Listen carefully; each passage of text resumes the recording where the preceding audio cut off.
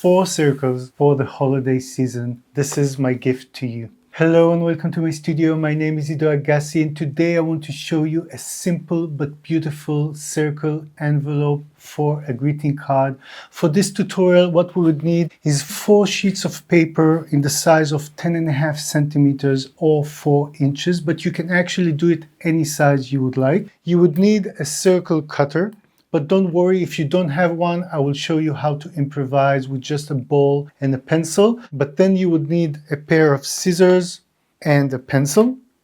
For folding, you can use a bond folder, but you can also use just your fingernails. And for gluing, you would need double-sided tape, or you can use a glue stick, or you can use PVA, white glue, whatever works for you. So with an idea in mind, let's bind. I'll clear everything and we'll start working. As you can see, I brought my very old cutting mat because the circles leave a circle mark on the cutting mat, and this is 30 years old cutting mat. So if you buy one, just know that it could hold for years and years. I will start with cutting the circles. I'll bring my circle cutter. I'm holding the middle and just moving it around. Let's do another one. I'm holding the middle and just moving it around.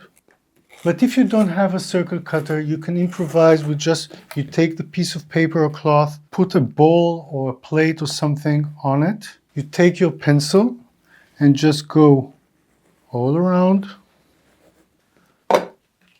You take scissors and just cut it up until the line.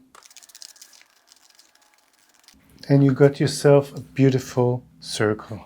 Now what I'm going to do, I'll take my bond folder and I'm going to fold each circle into half. So 1,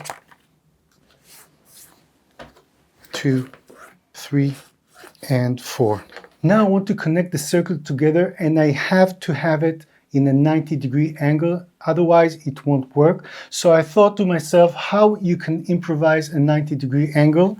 And what I thought is you can take just a picture frame and you have your 90-degree angle, because maybe you don't have a special ruler or something for that. If you don't have a picture frame, you can also just take out a drawer or something that has a 90-degree angle on the inside. So what I'm going to do is bring the first circle and put the other color on it. When I feel it has the 90-degree angle, I'm going to take my pencil and just mark, so I would know until where to put the glue. I'm going to use PVA, but you can also use a glue stick or just connect double-sided tape. So I'm going to glue up until my marks. I'm going to put it in the corner, see that it's exactly where I want it to be, and then bring the other circle and connect. Now I want to connect the other one. So if this is purple, I want it blue. And I'm going to bring it to my corner and mark with a pencil. I'm going to take it out and glue up until my marks. I'll bring it up until the corner. I can feel it is 90 degrees, and then I am connecting it. Now the last one, we need it on top here and on bottom here. So I'm going to lift it a bit, go inside between the circles. After you see it's okay, I'm going to mark here and to mark here. I'll take the piece out and I'm going to glue this one up until the mark. This way you won't be confused because you're just gluing where the pencil marks are. Here I'm going to glue this side. And I think this is the most complex part in the project. I'm going to bring it up until its place. If you have some kind of a small weight, I would put it now. Then I'm going to lift it and insert the circle. See that it aligns with my marks.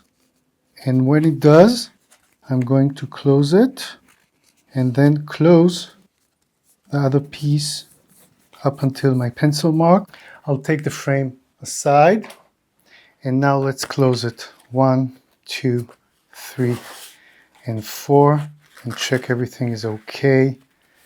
Looks beautiful. And I'm going to open it.